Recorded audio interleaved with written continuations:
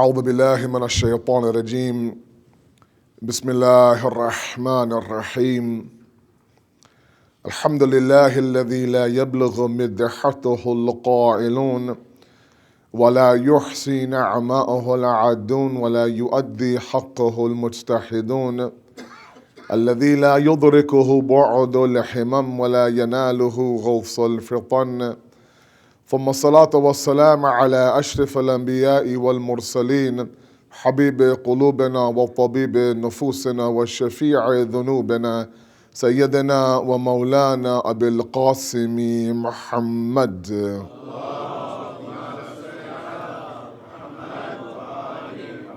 وعلى بيته الطيبين الطاهرين المعصومين المظلومين لا سيما بقية الله في الأرضين صاحب العصر والزمان خليفة الرحمن إمام الإنس والجان ولعن الله وعداهم أجمعين إلى يوم الدين أما بعد فقد قال الله وقوله الحق بسم الله الرحمن الرحيم إن الذين آمنوا والذين هاجروا وجاهدوا في سبيل الله أولئك يرجون رحمة الله والله غفور رحيم صدق الله العلي العظيم.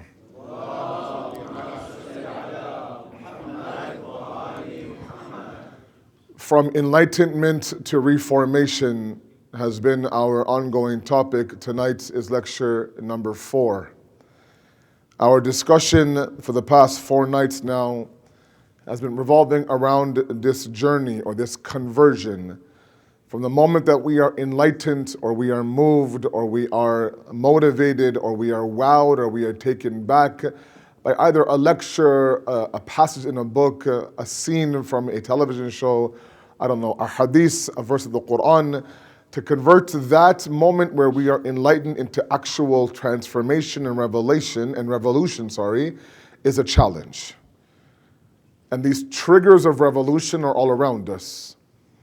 These asbab or these causes or the illat of change is of course all around us, especially in these days of ayam Asad, where we are, alhamdulillah, able to benefit from many scholars from the first of Muharram all the way through, of course, Arba'in and beyond. And we have been using Surah Baqarah verse 218 as the base of our discussion, where Allah subhanahu wa ta'ala groups 3 different types of people: the mu'min, the muhajir, the mujahid. The one who has iman, the one who does hijrah and does migration, and of course the one who struggles and does jihad.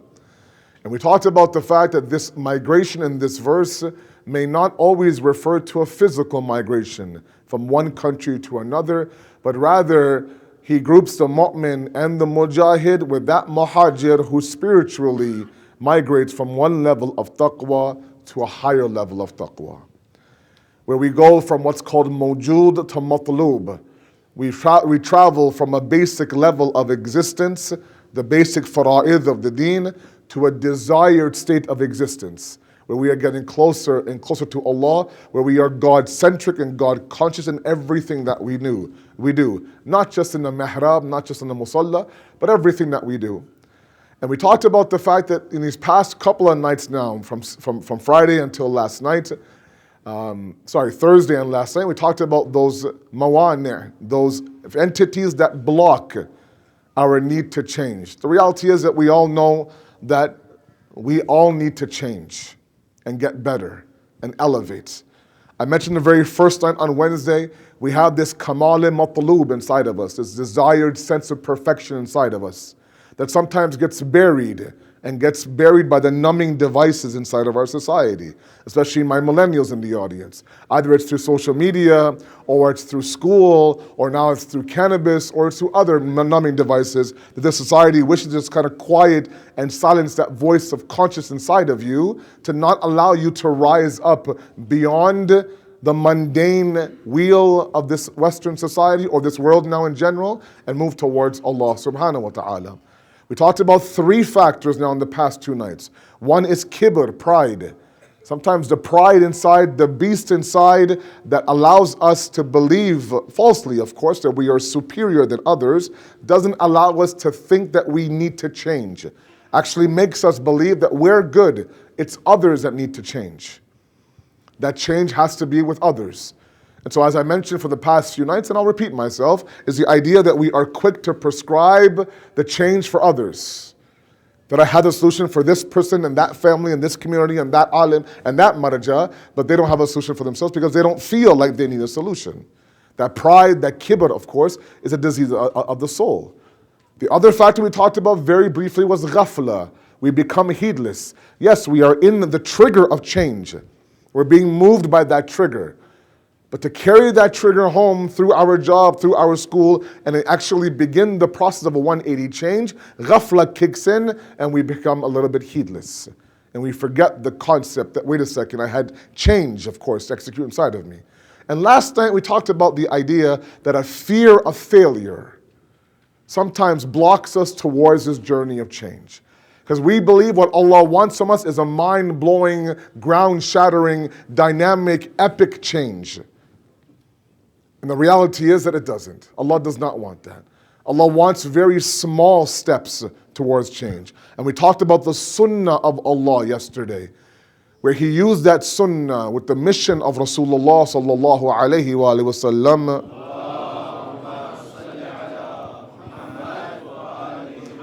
Where He's able to change, of course, these chaotic, jahil, hard-hearted Arabs of that era into God-fearing, God-loving, God-conscious individuals across 2.5 decades.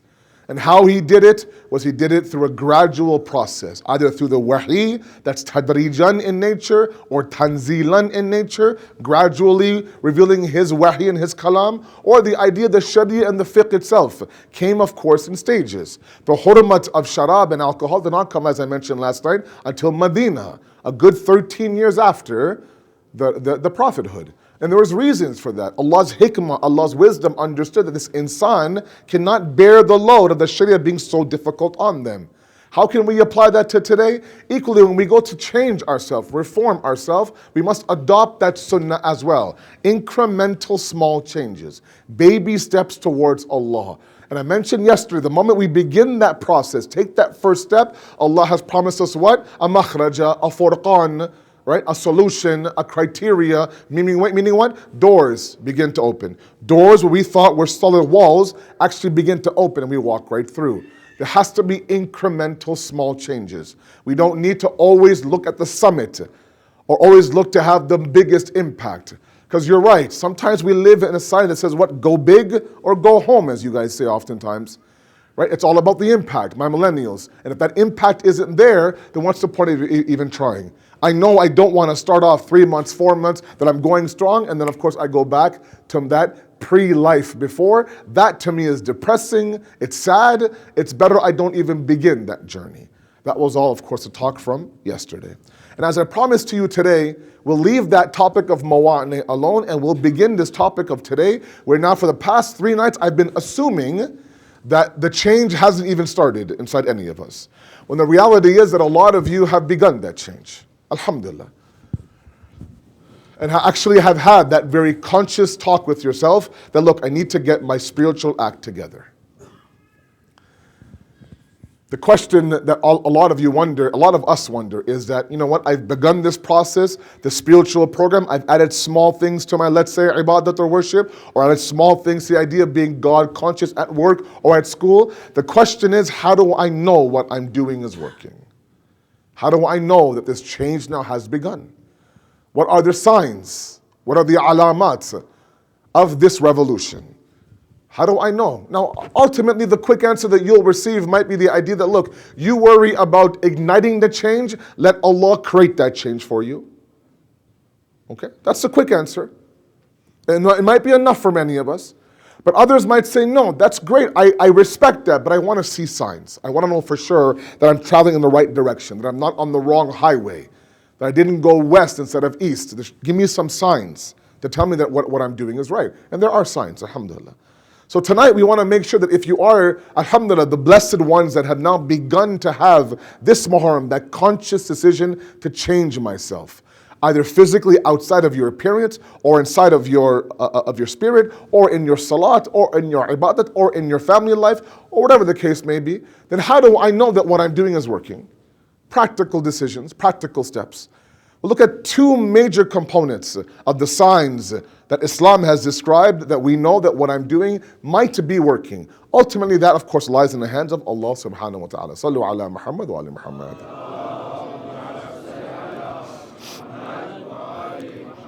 And to understand the first point, I want to go back to this very famous talk between Allah and the angels in Surah Baqarah. Understand a little bit of the wisdom of Allah here. As you know, Allah, of course, decides to create a khalifa on this earth. Inni ja'alun fil ardi khalifa. I want to create on this earth a khalifa to represent me, my vicegerent, who will take me from an alam to a ma'lum, take me from the knower to the known. That through me, of course, there is this insan that will represent me, that will make me known to others. Now, the first group that began to talk about this with Allah were the angels, the khas angels. Now, sometimes on the minbar, it's described to be this idea of, a confrontation now between the angels and Allah, an argument almost. Almost as if the angels are saying, are you sure about this, God? This insan? He's no good. He's good for bloodshed. They're good for fitna. They're good for fasad. They're good for corruption. That's all they're good for. And it's presented on the minbar almost as if they were challenging Allah's wisdom. Allama Tabatabai in Tafsir al-Mizan has pages of tafsir on this conversation. And the first thing that he says, it wasn't like that. They weren't programmed to challenge Allah subhanahu wa ta'ala. They weren't created to, God forbid, show a little bit of disrespect towards Allah. There was confusion for sure. And that confusion was absolutely, had a base to it. And the confusion was this that Allama describes. That on one side, Allah says, look, I want this insan to be my Khalifa, represent me. The confusion of the angels was a very simple one, that here you have Allah who is limitless, perfect, does not depend on anything, self-existing. On the other side, you have this insan who's imperfect, fallible, limited, highly dependent on those things around him. How is it possible that an unlimited metaphysical being can be properly represented by a physical limited being? It's a legit confusion. And they just wanted to understand, maybe we're missing something here. Can you enlighten us? Now, Allama is amazed by his response, Allah's response. And all of you know the response. He says, what? Inni a'lamu ma la ta'lamun. I know what you don't know. And that's not a response, Allama says. Allama calls it the quiet response. Meaning what? That he didn't once entertain or even answer any of the problems or the concerns of the angels.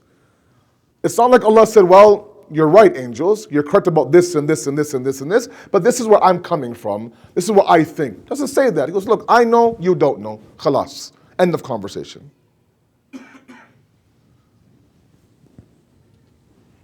And Allah says there's wisdom behind that, which is a very beautiful wisdom. It's like you coming to Bashir Bhai as the chairman of MIC. You say, look, Bashir Bhai, we can do this differently and that differently. In Muharram, of course, you invited some really good speakers. In the Arba'in, you messed up.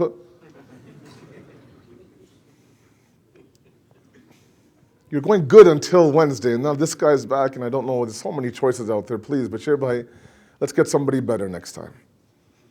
And he says, just quiet, you can go now. He says, you know what, bas bahut ho gaya, aap jaiye please. Doesn't even entertain or for a moment have a proper conversation. The person will be a little bit frustrated. Now a point that Allama makes is that, wait a second, now Allah's not naive. It's not like Allah is rejecting all of the confusion of the angels. Please listen very carefully. It's not like Allah is saying, no, not you have it all wrong, angels. Not my insan. Not my insan. He's not like today's parents, right? Where they think that their child is an angel, mashallah, when really, of course, they're, mashallah, not. They're quite energetic children in the center. And somebody has the gall and the himmah to say, Yar, please, if you can just kind of, if you can sit your child down, he's really causing a muck inside the center. And of course, there's a big ruckus. Not my child. Hamara bacha farishta hai. Your child is a problem, actually. That's not Allah being naive. It's not like Allah thinks, no, my insan will not shed blood. My insan won't cause fitna and fasad. But why ultimately was the quiet response given to the angels? Why didn't Allah entertain this idea? Say, look, you're right. There's an element inside the human being that absolutely will create the khun rizi and the bloodshed and the fitna and fasad. And Alama says the reason for that is because there's a potential inside the human being that the angels could not understand. It's a multi-dimensional existence, the human being. And one is no doubt an animalistic dimension, all of you have heard about from this minbar, that results in no doubt bloodshed that we're seeing today in Yemen and Bahrain and all over the world. So in one aspect, the angel is right. Allah absolutely agrees in his response, because Allah says that him not addressing the concerns of the angels equates to the fact that he agreed with the angels when it came to this aspect. He actually understood that you're right. There is an aspect of the human being that can and does create this idea: fitna, fasad, corruption, injustice, and bloodshed, no doubt. But there's another dimension to this insan that you are not programmed to understand. That's why me explaining it to you won't make any sense. That's why what Allah did was a practical demonstration. Taught Adam some names, Adam tell me the names, and then turns to the angels. Now you tell me what I taught Adam. They couldn't do it. That was enough for the angels. Okay, fine. Subhanaka, glory be to you, we were wrong. We're not going to question you next time. That was enough. For him to go through the falsafa of existence and the dimension of this and that, all that. But what was that dimension of the human being that the angels could not understand? Allama goes on to say. He says they're not programmed to understand the idea that Allah is creating this insan as a khalifa to be a potential vicegerent of his. And the word he uses is potential, the imkan, the possibility of them being a proper vicegerent of Allah. What is that imkan? What is that possibility? That possibility is that this human being has a dimension inside of it where it can actually reflect me as a tajalli of me, as a manifestation of me, as a manifestation of my attributes. Now, Allama says that people have argued that every existence of Allah is ultimately a manifestation of Him. Why is the insan different? You look at the beauty of a tree, or the smartness of an animal, or the sun setting, or the clouds, or the changing of the leaves and the color, or beautiful waterfalls. All of that, of course, point to the beauty of Allah as a khaliq, as a creator. No doubt, everything. There is a hint of that khaliq inside everything that He creates. Okay? A poet that writes poetry leaves a portion of him in that poem. There's no doubt about that. An artist that paints or sculpts leaves a portion of him inside that artist, inside that artwork, to the point where people can look at that piece and without even knowing the artist say, you know what, this is a piece by this artist, for example. I can see him in the piece. They sometimes recognize, those of you who are experts in poetry, recognize the Urdu poetry without even hearing the maqta, without even hearing the poet's name in the last verse of the poetry. So no doubt, everything Allah creates, there's a hint of Allah in there, no doubt. But that's not what the insan is about. While others can be a reflection of Allah's khaliqiyat, it's the insan and only the insan that can be, potentially now, imkan, the reflection of Allah's sifat, Allah's attributes, Allah's names, Allah's ism azam. It's possible that the insan can reflect that. And when they reflect that, when they choose to reflect that, they become a proper khalifa of Allah on this earth.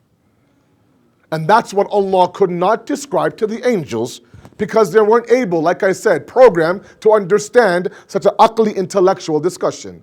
So He said, look, I know what you don't, so let me show you practically, that's enough for you, and it was. They submitted, they said, sorry, I didn't mean to, confront you or ask you. So right away, initially in our discussion tonight is the idea that absolutely every single one of us has the power potentially to reflect Allah's attributes. And the example often given is the ray of the sun to the sun. There are degrees of that tajalliyat. There are degrees of that manifestation. Some rays are hotter than others. Some rays are brighter than others. But ultimately, you can never compare the ray to the actual sun. Where is the sun? Where is the ray of the sun? But the ray, a perfect ray, a kamil ray of the sun, is the one that reflects the attributes of the sun. A failed ray is a cold ray, a dark ray. A perfect ray of the sun is one, of course, who brings heat and brings light, but can never bring that heat and that light of the sun. It might be 1% or 2%. There are degrees. Some rays are hotter than others. Some rays are brighter than others. We're no doubt the same way. We are ultimately the ray to Allah's sun. Bila tashbih, without, of course, making Allah the sun. Laysa kamithlihi shay, all that, of course, is there. But I'm trying to make it for taqreeb al-zahn, for you to understand a little bit using these examples. We have the power inside of us to be a reflection of Allah's attributes. We do. When we choose, of course, all of us choose, of course, to tap into that animalistic section inside of us, that dimension that the angels really lowered ourselves to. Nothing but good for bloodshed and fitna and fasad. Then that's, of course, when the idea of us being reflection is not there. Even now, sometimes when I mention this discussion, a lot of people don't quite understand the idea. Is this not shirk? No, of course not. It's not shirk. A reflection of Allah's attributes is not Allah's attribute. It's a reflection of it. I'll give you some examples. Sallu ala Muhammad wa ala Muhammad.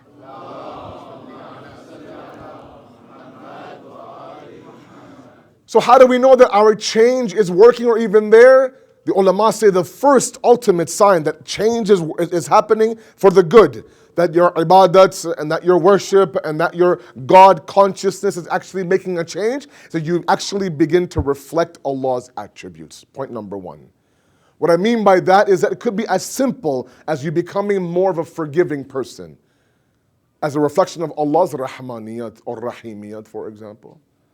Individuals, for example, that have come to you time and time again begging for your forgiveness, and for years now you reject them, say, no, I'm sorry, I'm not going to forgive you. And we have many stories like that across families. Brothers don't talk to brothers, in-laws don't talk to in-laws, friends don't talk to friends for decades. It takes one moment of forgiveness, of course, to squash all that, but we haven't come to that. And then you go through a conscious change. You go through an inner revolution, that reformation I've been talking about for the past 4 nights, and we actually end up having the exact same situation with the exact same person. The problem is that my heart now, for some reason, has softened towards this person. That was hard for the past 4 or 5 years, or 4 or 5 months. And I find myself forgiving that individual who's really wronged me. Or we are individuals, let's say, for example, and with all due respect and my humble apologies, we are sometimes people who really appreciate a good gossip session.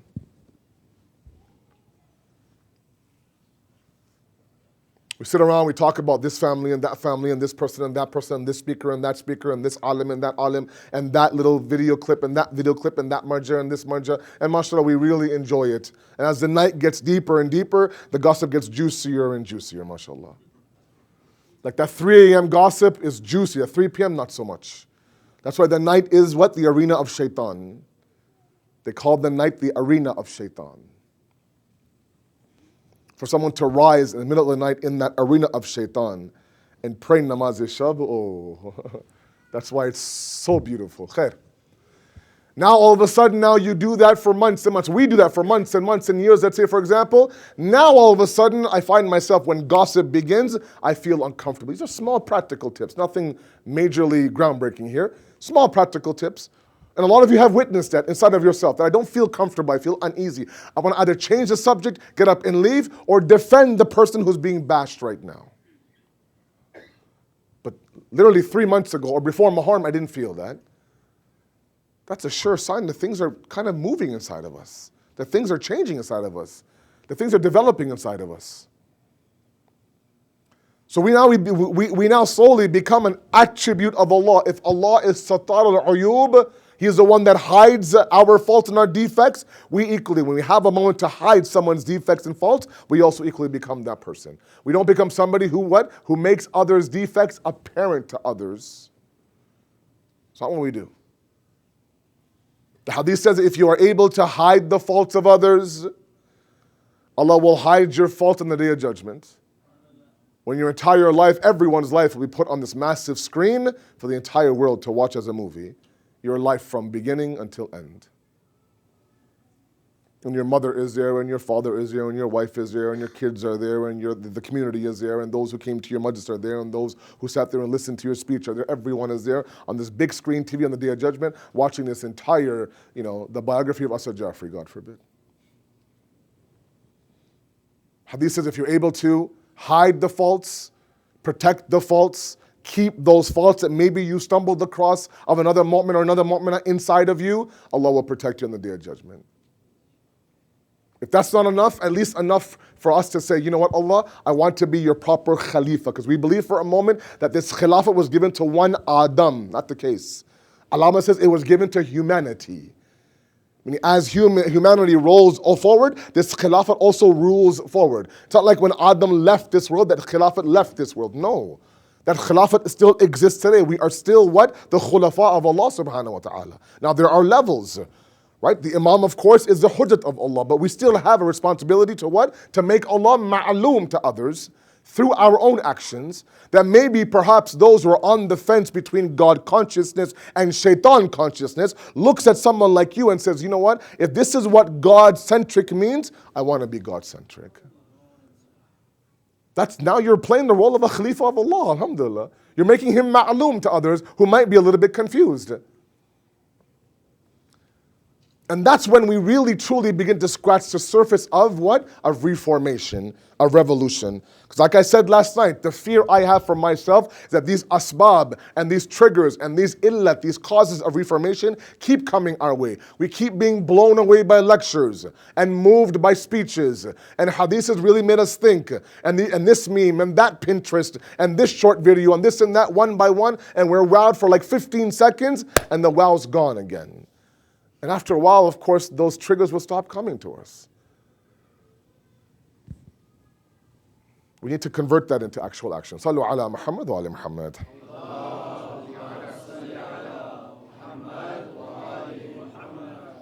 So the first real kind of litmus test towards our change is this idea and concept that if we start to begin to reflect the sifat of Allah subhanahu wa ta'ala, not to the point where we become partners with God, na'udhu billah, but we become individuals where we now represent Allah's greatness. I mean, you look at the story of Karbala now, and so many stories. I mean, this university of Imam Hussein is open, and there are courses and courses and courses in this university.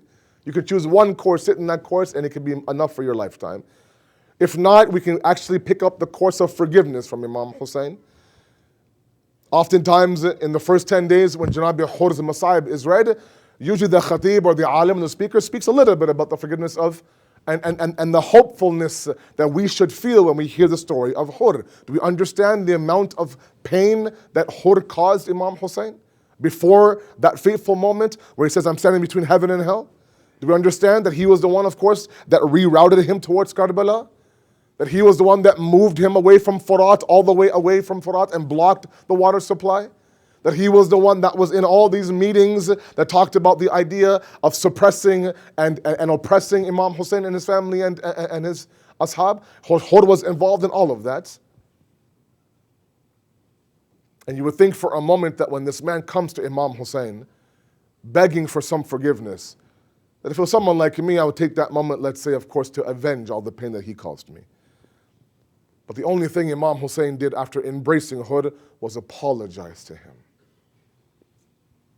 And say that, you know what, when you were my enemy, I gave you enough water for you to drink and for your animals to drink.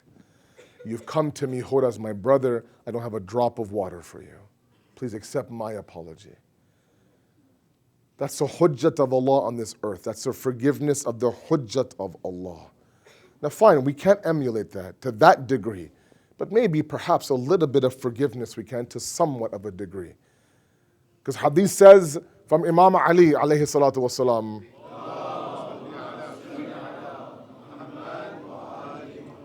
he says what? He says, Ashaddu quwwa, the one who is the strongest amongst the men has nothing to do with physical size of biceps or their abs, or their tries, or their traps, or their whatever you want to call them, none of that. The most powerful of men is the individual that forgives that individual and is able to make his aql hakim over his ghazab when he has a moment, of course, to avenge what somebody wronged him. How many times have we been granted that opportunity or given that opportunity for us to avenge somebody? That someone has wronged me and talked smack about me and talked this about me, about my mother, about my wife, about my children, about my husband, and now it's my chance for that moment to really bash him. It's easy to bash that person at that moment. But the sunnah of Allah being a tajalli of Allah's sifat, the Khalifa of Allah wouldn't do that. He would take that moment as what? As power over his enemy. And as Imam Ali describes, the way you thank Allah for overpowering your enemy is to walk away from your enemy. It's very difficult. The Prophet conquers Mecca, enters Mecca. At that moment now, he could have destroyed Abu Sufyan. Everything that he did to the Prophet, from garbage to feces to character assassination to assassination attempts on his life. What didn't he do? Banishment and sanctions and God knows what else, everything. Now, of course, the Prophet enters after Fateh Mecca with this army, with this movement, with this revolution, could have destroyed Abu Sufyan. Instead, the first thing he does is, you are safe inside of your home. That's a true powerful man.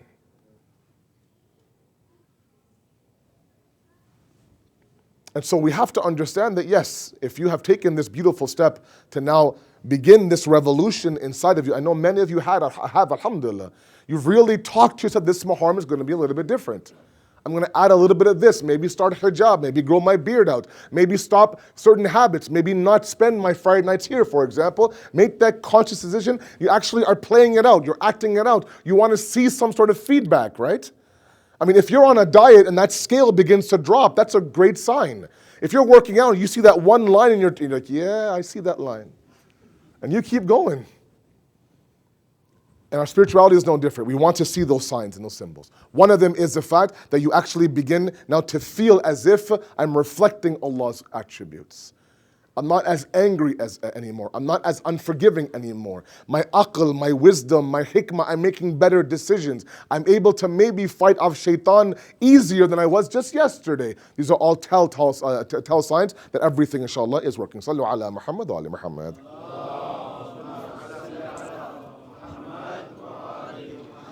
The second point I want to make tonight is to do with asbab gunah, the triggers of sin. Very carefully.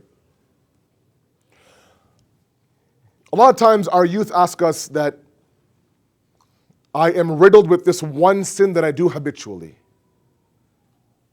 Or these few sins that I do over and over and over again. I don't commit every sin. I commit one or two sins, but I do it on a regular basis. And right away, the moment that I sin, I go and of course, and I seek Allah's forgiveness. This loam that I feel, this regret that I feel, this seesaw that I go through, where of course I deceive Allah, then I go back and I believe in Allah, then I go back and deceive Allah. This loam, as Arabic says, this regret, this nafs al-lawama as it's called, comes from loam. This regret, this idea that you shouldn't have done that. Sometimes we're tired of it. Sometimes it's exhausting to go through that process, sometimes on an hourly basis. And you can go back and ask Allah for forgiveness, and Allah will forgive you, inshallah. But the fact that you continue, or we continue to sin after sin after sin, sometimes the very next morning, tells us that it's not about the sin sometimes. We have to understand what triggers that sin. Because sometimes literally we have to remind ourselves that shaitan's promise to Allah was not to sit on the path. لَأَقْعُدَنَّ لَهُمْ صِرَاطِكَ الْمُسْتَقِيمِ. Jalasa and qayud are two different things. Jalasa is to sit, qayud is to wait in ambush, as I mentioned the first night.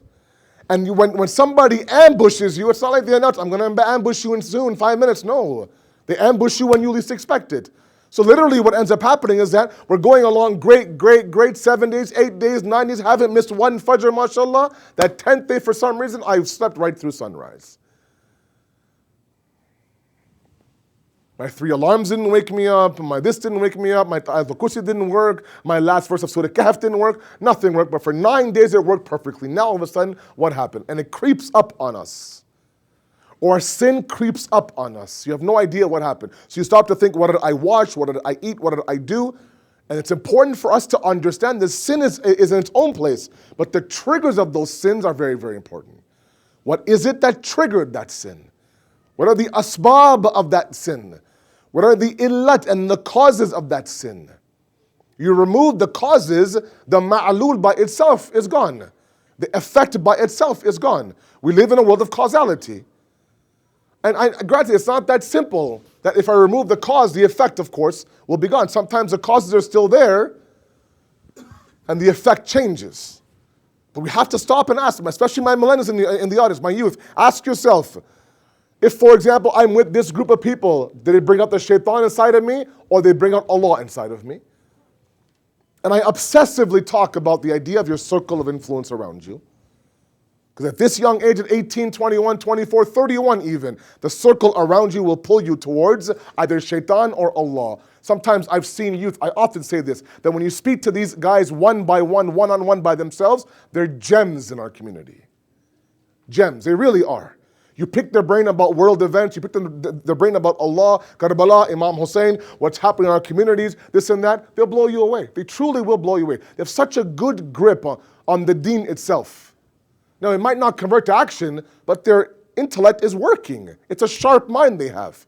That same kid surrounded by 4 or 5 guys, oh, you can't recognize him anymore. His libas changes, his voice changes, his vocabulary changes, his language changes, and all of a sudden now you can literally tell that this kid's a gem, but he sacrificed that gem for this group around him. Either he's afraid that he might be ostracized, isolated, left alone, I don't know. But sometimes that very group around you are those triggers for your sin. You're by yourself, you don't even think about that sin. You're with those triggers, they pull you towards that sin.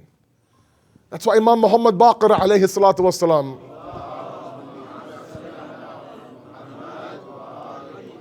he has a very beautiful tradition that talks about those individuals or those qualities that you should never befriend. It's not my topic, I'll be very quick. Talks about 5 qualities. I won't mention all 5. The first one is enough. It says, do not be the friend of the kadhib, the liar. And then he explains very beautifully. He says, the liar in your group, in your circle of influence, your boys, is that individual that makes what's far for you near, what's near for you far. It's very beautiful. It's very beautiful. Things that you never even thought I could think about doing, Maulana, these guys, for some reason, bring that very close to me. Things that are near and dear to me, like Masumin Center, I mention MIC, like, it's okay, man. He's there till Monday. Go on Monday afternoon. It's okay. Every day you have to go listen to him? And what's very near to you, you enjoy the community, you enjoy coming here, you enjoy Azadari, that group, those triggers pull you away. What's near becomes far. It's a beautiful explanation. It's possible that the guna is just an effect of those triggers. If we can't work on the triggers, the guna will continue to happen. And the seesaw will continue to happen. Eventually what ends up happening is we get so tired, we say, forget it. I can never gain the pleasure of Allah. Hopelessness, shaitan, all of that comes into play. And they pull you off the path one by one. So the second thing we have to realize is that those avenues that block us from change, those things that make us feel like I'll never be a good mu'min in the eyes of Allah, are not so much the sin as the triggers of the sin. So ask yourself, what triggers are there? Is it the fact that I'm with certain individuals, they bring out the worst in me? Is it a certain time of day? Is it the fact when I watch a certain show, I don't know, or I eat a certain food, or I go a certain place, or I'm with certain people? I have no idea. That's up to us and our muhasabah and our accountability to understand what is it. Because the second sure sign that things are changing for the good is that eventually it'll get to a point, if the change is positive, that the triggers are there and the sin doesn't happen. The same group of friends, but this time they're going left. You're like, you know what? I'm going to Masumin Center. I'm good, guys. I'll meet you up afterwards for a coffee. oh, come on, man, don't be soft, don't be like that, don't be like this, don't be like this. And you'll take all the names, all that, you'll say, I'm good. Just give me a shout when you're done. I'll meet you straight after the majlis to where you guys are for a coffee. The triggers are there. Just last Friday, the same guys have such a stranglehold on you that they force you and your conscience is screaming at you. Don't go there. You know that's where it's devil's arena. And you're bound to get sucked into that arena, but yet somehow you cannot fight that conscience. You quiet it, you silence it, but a week later, 2 weeks later, 6 months later, that change later, the trigger is there, the sin is no longer there anymore. You're surrounded, let's say, by the same time of day, the same show, that sin doesn't happen, let's say, for example. You're surrounded by the same people that, mashallah, is gossip 411, and you would have loved that method any other day, but this time you feel very uncomfortable. Now you either get up and leave, you change the subject, or you say, you know what, guys, let's not do this anymore. I don't like sharing a cup of tea over someone else's garbage or someone else's gossip, for example. That's a sure sign that something's happening inside of you.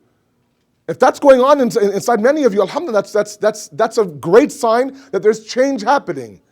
That now you have that willpower, that resolve to fight those triggers. And eventually what ends up happening, the last stage is that the triggers will be gone altogether. You'll change your circle. You won't surround yourself with people who bring out the worst in you. You've identified that this show, for example, brings out the worst in me. I'm watching this show, I'm binge watching on Netflix, and my tongue is changing. My slang is changing. My words I use are changing.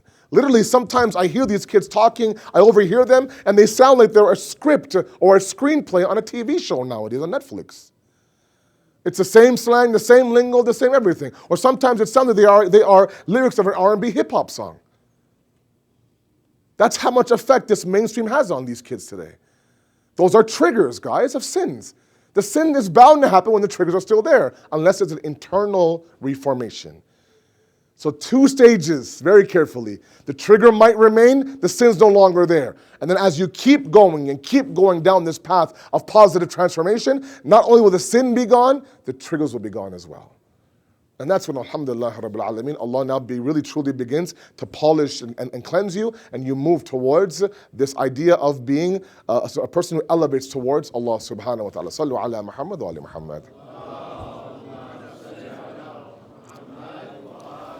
So understanding 2 main points, move towards Masayib. Number 1 is this idea and concept.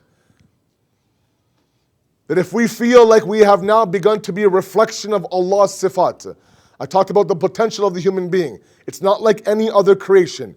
Everything else, no doubt, has a hint of Allah inside of it, but we are the only existence and the only makhluk of Allah that can reflect His Ism al-Azam.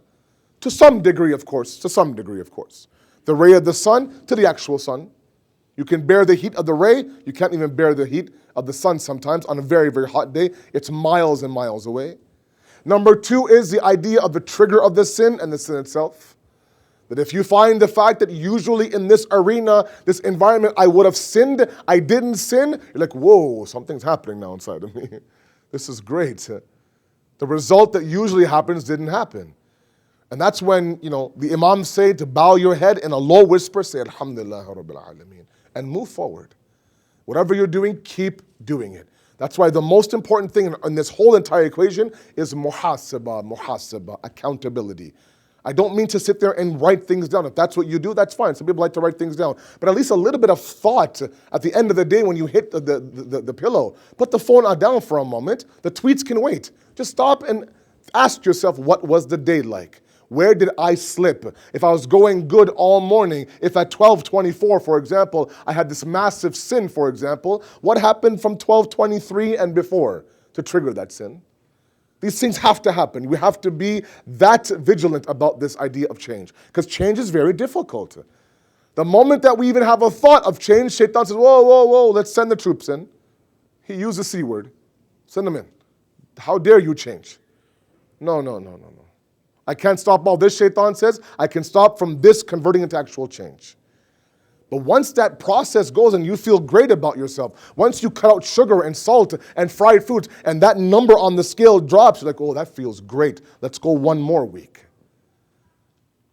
Once those pecs start to be cut, then oh man, once you find ab 1 and ab 2, it's like, oh, 4 more to go, and I'm there almost, inshallah. There are signs to keep going and going. Sallu ala Muhammad wa ala Muhammad.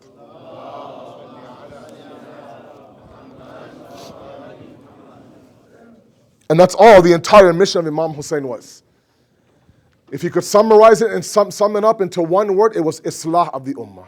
Islah of the Ummah. It had deviated so far off the path that it actually sat there accepting someone like Yazid ibn Mu'awiyah as the Khalifa of the time. And I mentioned last night there were people in Medina who tried to stop Imam Hussein to go towards Kufa. He says, how dare you stop me and expect me to be the silent majority and accept this man to be the Khalifa of the deen of my Nana and my grandfather. Not possible.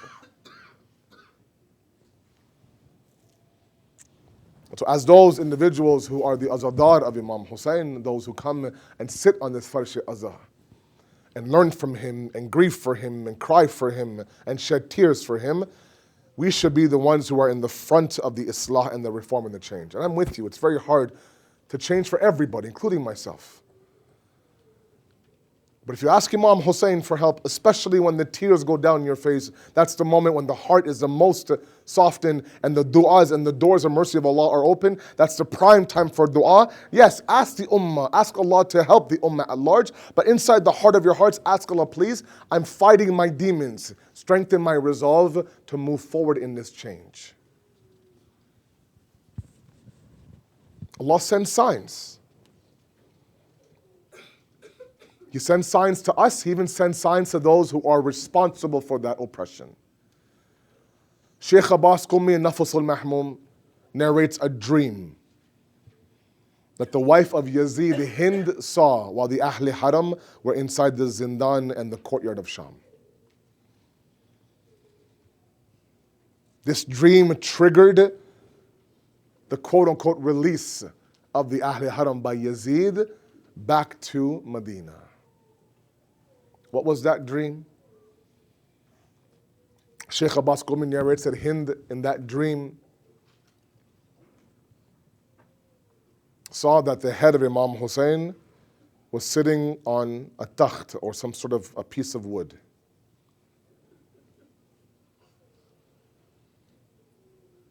And she says in the dream, narrating it to her husband, that I saw you, Yazid, pouring wine on the head of Hussein. I saw you taking a piece of wood and striking the lips and the teeth of Imam Hussein. And then she says, at that moment I saw this cloud that descended from, or looked what seemed like a cloud to descend from the heavens, and on that cloud were several men. One beautiful man came off the cloud, walked towards the head of Hussein, picked up the head of Hussein and began to kiss every portion of that head of Hussein. Kissed the lips of Hussein, kissed the teeth of Hussein, kissed the cheeks of Hussein, and said, and they would say, oh my Hussein, how could they kill you by still understanding who you were? And Hind narrates that in this dream, this man began to kiss Imam Hussein and then says, Hussein, this is your father Rasulullah. I've brought your father Ali with me. I've brought his brothers Aqil and Jafar with me. I've brought my uncles Hamza with me. We're all here to do your ziyarat, to send your salams to you, to see what halat you're in. They all begin to weep and begin to slowly kiss the head of Imam Hussein. Hind wakes up in the middle of the night, crying, completely confused, sweating, extremely confused, goes towards her husband Yazid, says, wake up, this is what I saw, you must release these individuals right away. The next morning Yazid summons Imam Sajjad and says, we're giving you azadi now. We will lead your qafla caravan back to wherever you go. There'll come a moment, he says, on your path where there'll be two paths. One will lead you towards Medina, one will lead you back towards Karbala. Which one would you like? Imam Sajjad says to Pupi Amma, we have our azadi, we have our freedom. But Yazid is asking us, which way do you wish to go? The Rasta or the way to Medina or the way towards Karbala? And Zainab without hesitation says, Sajjad, take me back to Karbala. You would think for a moment that after all that she saw, she would avoid that place. But I want to go back, I'm sure she's saying, because I haven't properly grieved for my Aqa Hussein, grieved for my own Muhammad, grieved for my Ali Akbar. What else do you want, Yazid says? Imam Sajjad says, we want a small room. We want the heads of our Shohada. We want to cry and grieve for our loved ones. For 7 days, Sheikh Abbas Qummi says, before they left Sham, they sat in a room with all the heads of the Shohada and they began to lament and cry and read Latmiya and to discuss what happened. And because at that moment now there was nobody who was whipping them when they would cry or slapping them when they cry. And the people of Yazid's army would narrate that we would hear wailing and screaming coming from the room. Imagine now, after months and months, for the first time you're allowed to cry for your loved ones. Everybody, of course, hugged their own head. It was Rabab who took the head of Ali Asghar. It was Imam Sajjad who took the head of Hussein. Everyone was there. But Sheikh Abbas Qummi says there were two heads that were left aside. One was Aoun and one was Muhammad. And somebody said that maybe their mother is not alive still. Otherwise, these two young men were there. Bibi Zainab then says, no, their mother is very much alive. I sacrificed my sons for Hussein. My tears are for Ali Akbar. My tears are for Abbas. Yes, there comes a moment where Bibi Zainab, of course, mourns for Auna Muhammad. She returns back to Medina, sits in her courtyard. Abdullah enters that courtyard, sees Zainab standing in front of him, doesn't recognize his own wife. They enter inside. Bibi Zainab then, in front of her husband, breaks down and begins to cry and says, Abdullah, give me Porsa for my two sons, Auna Muhammad. سيعلم الذين ظلموا أي منقلب ينقلبون إنا لله وإنا إليه راجعون. ماتم حسين يا حسين يا حسين.